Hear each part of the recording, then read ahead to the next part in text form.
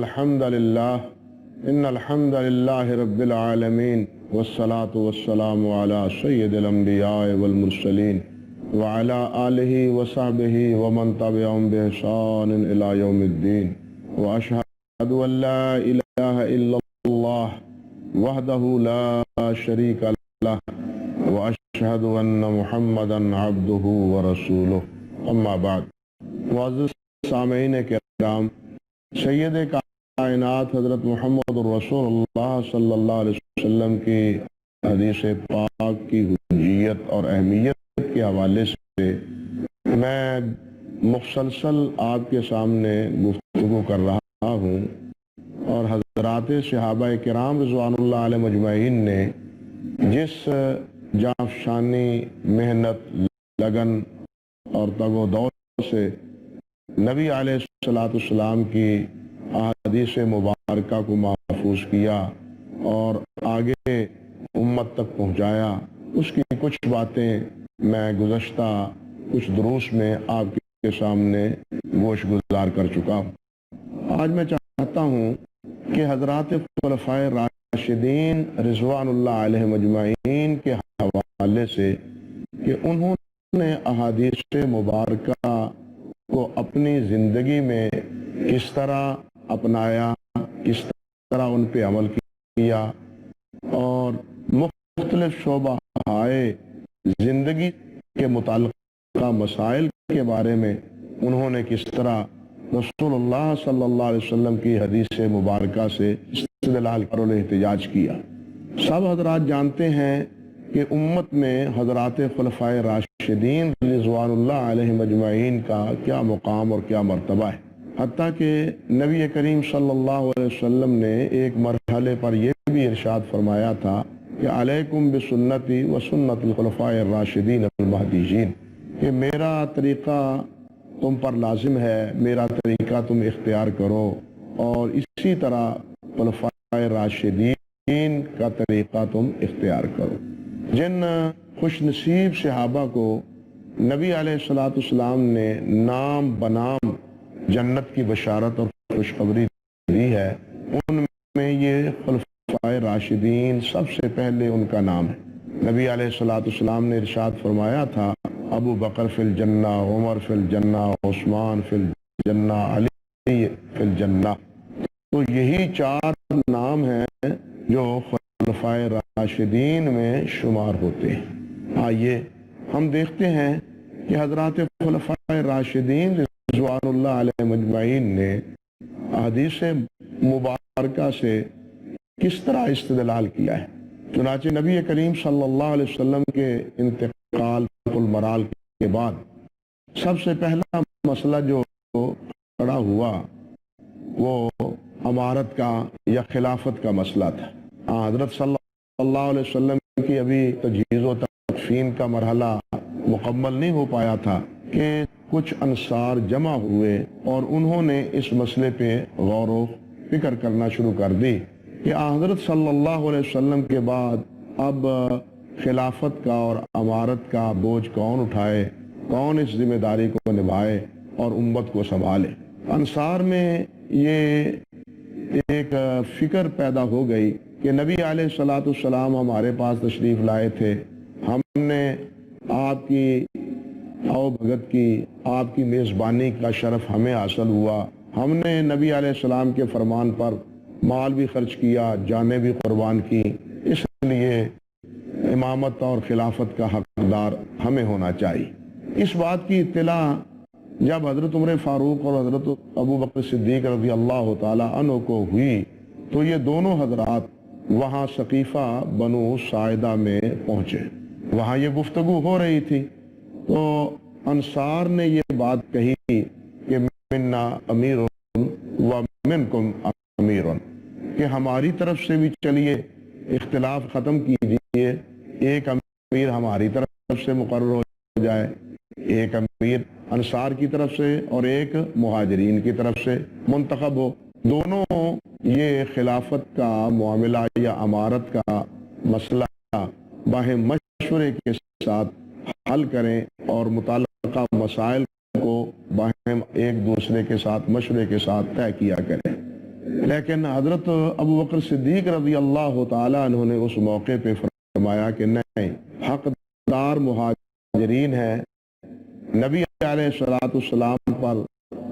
مکہ مکرمہ میں سب سے پہلے ایمان لانے والے اور اپنی جانوں کی قربانی دینے والے اور کفار کے ہاتھوں تختہ مشق بننے والے، یہ سارے مراحل مہاجرین کے ہاں گزرے ہیں۔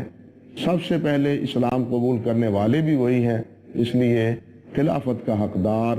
امارت کا حقدار مہاجرین میں سے کوئی ہونا چاہیے۔ یہ باہم آپس میں باتیں ہو رہی تھیں کہ پھر بالآخر یہاں تک نوبت پہنچی کہ انصار نے اس مسئلے میں شدت اختیار کی، اور خباب بن منذر رضی اللہ تعالی عنہ نے تو یہاں تک کہہ دیا، لا واللہ، اللہ کی قسم بالکل نہیں، منا امیر و منکم امیر، اللہ کی قسم ہم اس بات کو تسلیم نہیں کرتے کہ مہاجرین میں سے کوئی امیر مقرر ہو، ایک امیر ہم میں سے ہو، ایک امیر تم میں سے ہو۔ حضرت ابوبکر صدیق رضی اللہ تعالی عنہ نے اس موقع پر یہ بات بیان کی کہ دیکھو، میں نے سید کائنات حضرت محمد الرسول اللہ صلی اللہ علیہ وسلم سے یہ سنا ہے، آپ نے یہ بات فرمائی تھی کہ الائمۃ من قریش، کہ قریشیوں سے امام ہونا چاہیے، امام قریشی ہونا چاہیے۔ انصار قریشی نہیں تھے، قریشی تھے مکہ مکرمہ کے، مہاجرین اکثر و بیشتر قریشی تھے۔ حافظ ابن حجر رحمۃ اللہ علیہ نے ذکر کیا ہے فتح الباری میں کہ انصار صحابہ کرام رضوان اللہ علیہ مجمعین نے جب یہ نبی علیہ السلام کا فرمان سنا، فلما سمعوا حدیث الائمۃ من قریش رجعوا عن ذالک واذعنوا، کہ وہ اپنے موقف سے باز آ گئے، رک گئے، اور انہوں نے سر تسلیم خم کر دیا کہ نبی علیہ السلام نے جب یہ بات فرما دی ہے کہ امام قریشیوں سے ہونا چاہیے تو ٹھیک ہے، ہم اپنے دعوے سے دستبردار ہوتے ہیں، آپ اپنے میں سے کسی کو امیر یا خلیفہ منتخب کر لیں۔ چنانچہ حضرت عمر فاروق رضی اللہ تعالی عنہ نے سب سے آگے بڑھ کے حضرت ابوبکر صدیق رضی اللہ تعالی عنہ کے دستے مبارک پر خلافت کی بیعت کی، اور استدلال میں بھی یہ بات ذکر کی کہ خود نبی کریم صلی اللہ علیہ وسلم نے انہیں اپنی حیات طیبہ میں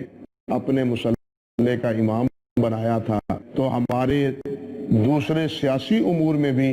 امارت کے اور خلافت کے یہی حقدار ہیں۔ تو اس واقعے سے آپ اندازہ کیجئے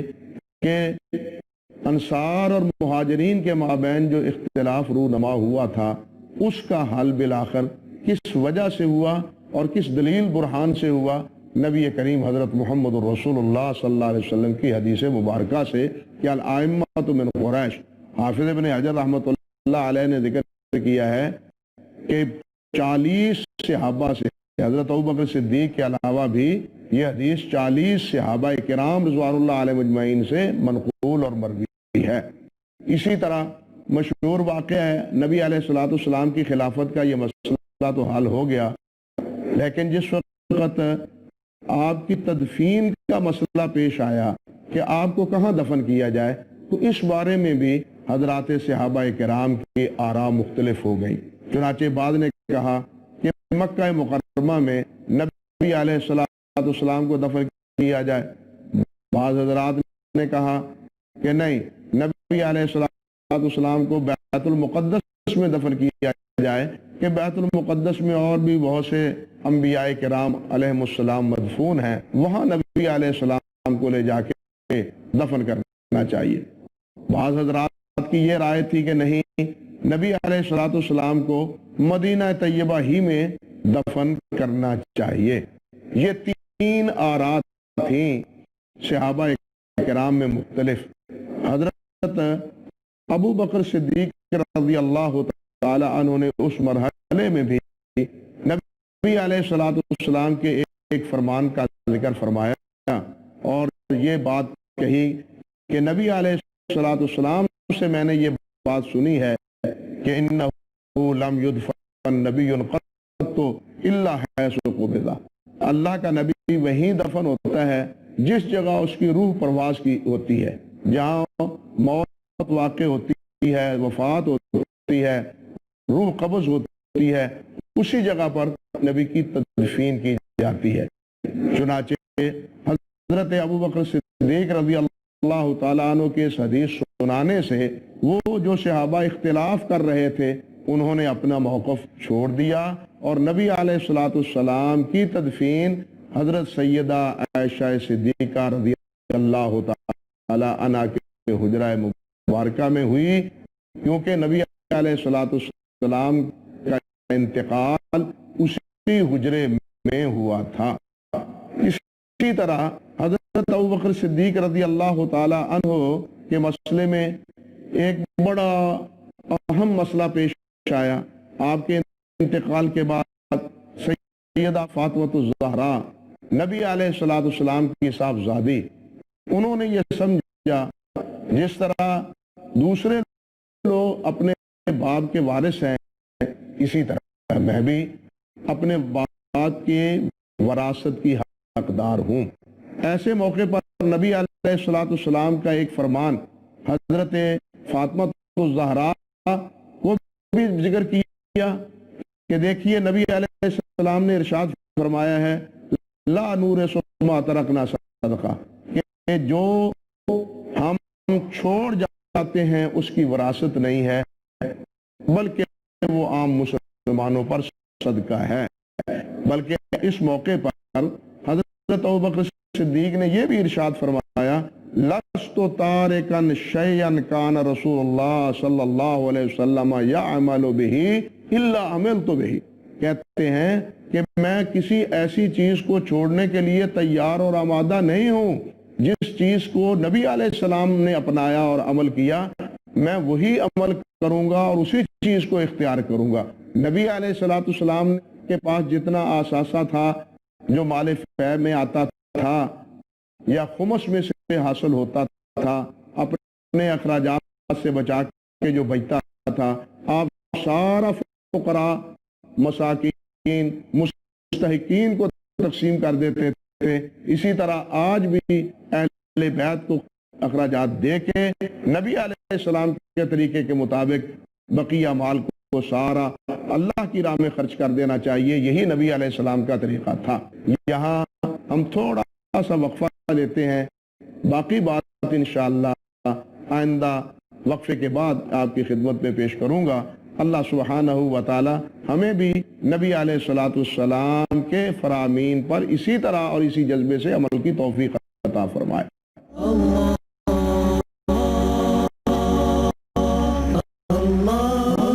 معزز سامعین کرام، میں آپ کے سامنے عرض کر رہا تھا وقفے سے پہلے کہ حضرت ابوبکر صدیق رضی اللہ تعالی عنہ نے نبی علیہ الصلوۃ والسلام کے بعد بہت سے مسائل میں جن میں صحابہ کرام کے مابین اختلاف ہوا تھا، ان میں اس اختلاف کو حل کیا کس مسئلے پر، کس دلیل پر، کس برہان پر؟ نبی علیہ الصلوۃ والسلام کے فرمان کی بنیاد پر۔ اسی طرح آپ دیکھیں حضرت سیدنا عمر فاروق رضی اللہ تعالی عنہ ہیں، ان کی زندگی میں بھی بہت سے واقعات جو ہے نا وہ رونما ہوئے۔ مثال کے طور پر ایک واقعہ پیش آیا کہ کیا عورت جس کا خامد قتل ہو جائے، کوئی آدمی قتل کر دے کسی آدمی کو، تو کیا اس کی جو دیت وصول کی جائے تو اس دیت سے اس کی بیوی کا حق ہے یا نہیں ہے؟ یہ مسئلہ حضرت عمر فاروق رضی اللہ تعالی عنہ کے سامنے پیش ہوا تو حضرت عمر فاروق رضی اللہ تعالی عنہ نے فرمایا کہ میرے ذہن میں تو یہی بات آتی ہے کہ عورت کو، بیوی کو خاوند کی دیت سے کچھ حصہ نہیں ملنا چاہیے، لیکن وہاں حضرت ضحاک بن سفیان رضی اللہ تعالی عنہ انہوں نے ذکر کیا کہ دیکھیے میرے پاس نبی علیہ السلام کا ایک فرمان ہے نبی علیہ الصلوۃ والسلام نے اشیم زبابی وہ قتل اسی طرح ہوئے، اور آپ نے اس کی دیت سے اس کی اہلیہ کو وراثت دی، جو دیت اس سے وصول ہوئی تھی تو اس کی اہلیہ بیوی کو اس دیت سے وراثت میں شریک کیا گیا۔ حضرت عمر فاروق رضی اللہ تعالیٰ عنہ نے جب حضرت ضحاک رضی اللہ تعالیٰ عنہ سے یہ حدیث سنی تو انہوں نے اظہار کیا کہ ٹھیک ہے، نبی علیہ الصلوۃ والسلام نے جب فیصلہ فرما دیا ہے تو پھر کسی اور دلیل کی اور کسی اور برہان کی ضرورت نہیں ہے۔ اسی طرح آپ دیکھیے حضرت عمر فاروق رضی اللہ تعالی عنہ، ان کے سامنے بنو طلحہ کا ایک آدمی آیا اور اس کا نام تھا محمد۔ بعض صحابہ نے اپنے بیٹوں کا نام محمد رکھا تھا۔ حافظ ابن حجر رحمۃ اللہ علیہ نے ذکر کیا ہے کہ مثال کے طور پر حضرت ابوبکر صدیق کے بیٹے کا نام بھی محمد تھا، محمد بن ابی بکر۔ اسی طرح محمد بن علی، حضرت علی رضی اللہ تعالیٰ عنہ کے صاحبزادے کا نام محمد، جس کو محمد بن حنفیہ کہتے ہیں۔ اسی طرح محمد بن سعد تھے، اسی طرح محمد بن طلحہ تھے۔ تو ہوا یہ کہ ایک آدمی نے یہ بنو طلحہ کے ایک محمد کے بارے میں یہ بات کہہ دی، فعل اللہ بک یا محمد، او محمد تیرے ساتھ اللہ تعالیٰ ایسا اور ایسا معاملہ کرے، یعنی نازیبہ سے کلمات کہے اور ان الفاظ سے کہے کہ فعل اللہ بک یا محمد۔ تو حضرت عمر فاروق رضی اللہ تعالیٰ عنہ نے فرمایا بھائی نام بدلو اپنا، یہ جو یا محمد کہہ کے پھر نبی علیہ الصلوۃ والسلام بھی تو محمد رسول اللہ صلی اللہ علیہ وسلم تھے۔ میں یہ قبول نہیں کرتا کہ جناب محمد کے حوالے سے کوئی ایسی نازیبہ کلمات کوئی آدمی کہے۔ چنانچہ وہ کہتے ہیں کہ میں نے تیرا نام آج سے عبد الرحمن رکھا ہے۔ بنو طلحہ میں ایک آدمی بولا، وہ کہنے لگا امیر المومنین ٹھیک ہے آپ نے یہ فیصلہ تو فرما دیا، لیکن ایک بات ذہن میں رکھیں کہ میں آپ کو یاد دلاتا ہوں یا امیر المومنین فواللہ محمد صلی اللہ علیہ وسلم سمانی، کہتے ہیں کہ اللہ کی قسم میرا نام تو خود رسول اللہ نے محمد رکھا ہے صلی اللہ علیہ وسلم۔ جب حضرت عمر فاروق رضی اللہ تعالی عنہ نے یہ حدیث اور یہ نبی علیہ السلام کا عمل دیکھا تو انہوں نے فرمایا قوموا فلا سبیل الی شیء بعد ان سماہ رسول اللہ صلی اللہ علیہ وسلم، جاؤ اٹھ جاؤ، جب نبی علیہ السلام نے اس کا نام محمد رکھا ہے پھر اس کے بعد اور کوئی بات کرنے کی کوئی گنجائش ہی باقی نہیں رہتی۔ اس طرح دیکھیے حضرت عمر فاروق رضی اللہ تعالی عنہ انہی کے بارے میں ہے کہ وہ فرماتے ہیں ما لنا وللرمل وانما كنا رأينا المشركين وقد اهلكهم اللہ ثم قال، حضرت عمر فاروق کہتے ہیں کہ رمل ہم کیوں کرتے ہیں حج کے موقع پر؟ پہلے طواف قدوم میں جب حج پہ یا عمرے پہ جایا جائے تو طواف قدوم میں کچھ چکر دوڑ کے لگانے پڑتے ہیں، دوڑنے کی چال، اور اس کا سبب کیا تھا؟ کفار مکہ سب کہتے تھے کہ محمد صلی اللہ علیہ وسلم کے ساتھی مدینے جا کے کمزور ہو گئے۔ نبی علیہ السلام نے فرمایا ذرا دوڑ کے چکر لگاؤ تاکہ ان دشمنوں کو پتا چلے کہ محمد اور محمد کے ساتھی کمزور نہیں ہیں صلی اللہ علیہ وسلم۔ چنانچہ دوڑ کے انہوں نے چکر لگانے شروع کیے۔ اب نبی علیہ السلام انتقال فرما گئے، مکہ فتح ہو گیا، کفر زائل ہو گیا۔ حضرت عمر فاروق رضی اللہ تعالیٰ عنہ فرماتے ہیں اب رمل کی بظاہر تو کوئی گنجائش نہیں ہے، لیکن شیء صنعہ رسول اللہ صلی اللہ علیہ وسلم فلا نحب ان نترکہ، لیکن جس چیز کو ہم نے دیکھا کہ اللہ کے رسول کر رہے ہیں، ہم پسند نہیں کرتے کہ اللہ کے رسول کے عمل کو ہم چھوڑ دیں۔ اسی طرح حضرت عمر فاروق رضی اللہ تعالی عنہ نے ایک دفعہ یہ بات کہی، کس کو؟ حجر اسود کو مخاطب کر کے کہنے لگے، انی واللہ لا اعلم انک حجر ولا تضر ولا تنفع لا تضر ولا تنفع ولولا انی رأیت رسول اللہ صلی اللہ علیہ وسلم یقبلک ما قبلت۔ اللہ کی قسم میں جانتا ہوں کہ اے حجر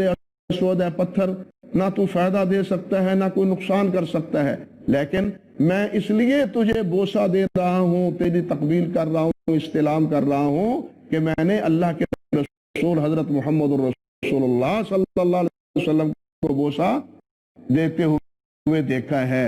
اس لیے میں بھی تمہیں بوسہ دیتا ہوں۔ اسی طرح آپ دیکھیں حضرت سیدنا عثمان غنی رضی اللہ تعالی عنہ، ایک بات دیکھیے، ان کے سامنے پانی لایا گیا، انہیں کہا کہ پانی لاؤ، میں تمہیں اسی طرح وضو کر کے دکھاتا ہوں جس طرح حضرت محمد رسول اللہ صلی اللہ علیہ وسلم وضو کر کے دکھاتے تھے۔ چنانچہ حضرت عثمان غنی رضی اللہ تعالیٰ عنہ نے وضو کیا، وضو کرنے کے بعد پھر کیا ہے، تھوڑا سا تبسم فرمایا، اور تبسم فرمانے کے بعد تھوڑے سے ہنسے، اور پھر فرمانے لگے، الا تسالونی اما اضحکنی، تم مجھ سے کیوں نہیں پوچھتے کہ میں نے تبسم کیوں کیا ہے، ہنستا کیوں ہوں؟ فقالوا مما اضحکت یا امیر المومنین، اے امیر المومنین کس چیز کی وجہ سے تم ہنسے ہو؟ قال رأیت رسول اللہ صلی اللہ علیہ وسلم دعا بماء قریبا من هذه البقعہ فتوضا کما توضأت ثم ضحک۔ کہتے ہیں کہ اسی مقام پر میں نے دیکھا کہ رسول اللہ صلی اللہ علیہ وسلم نے پانی وضو کے لیے طلب کیا، آپ نے وضو کیا، وضو کرنے کے بعد تبسم فرمایا، آپ مسکرائے، تو میں نے بھی نبی علیہ السلام کے طریقے کے مطابق وضو کر کے آپ کو دکھایا ہے اور بتلایا ہے کہ آپ مسکرائے ہیں، میں بھی اسی طرح مسکرایا ہوں۔ یعنی اس سے اندازہ کیجئے کہ چھوٹی چھوٹی معمولی باتوں میں بھی حضرات صحابہ کرام رضوان اللہ علیہ مجمعین کس طرح نبی علیہ السلام کی پیروی اور فرم برداری اور اطاعت گزاری کرتے تھے۔ اسی طرح آپ دیکھیں حضرت سیدنا علی رضی اللہ تعالی عنہ ہے، حضرت علی رضی اللہ تعالی عنہ کے بارے میں بھی ہے، وہ فرماتے ہیں لو کان الدین بالرائے لکان باطن الخفین احق بالمسح من ظاہرہما۔ فرماتے ہیں رائے اور عقل کی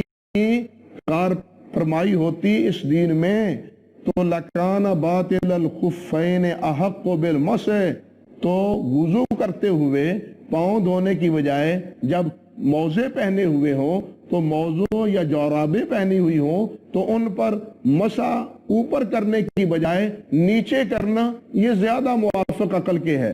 کیونکہ اوپر نبی علیہ السلام نے اوپر کیا ہے، لیکن عقل کا تقاضا ہے کہ پاؤں اگر زمین پہ لگتے ہیں یا مٹی لگتی ہے تو نیچے تلوے کو لگتی ہے، نچلے حصے کو لگتی ہے، اوپر تو نہیں لگتی۔ اس لیے فرماتے ہیں عقل کا تقاضا تو یہ ہے کہ پاؤں کے نیچے سے مسح کیا جائے، لیکن ہم اوپر سے کیوں کرتے ہیں؟ فرماتے ہیں لقد رأیت رسول اللہ صلی اللہ علیہ وسلم یمسح علی ظاہرہما، میں نے دیکھا کہ رسول اللہ صلی اللہ علیہ وسلم موضوع پر مسح اس کے اوپر کر رہے تھے۔ تو اس سے آپ اندازہ کریں کہ حضرت علی رضی اللہ تعالیٰ عنہ،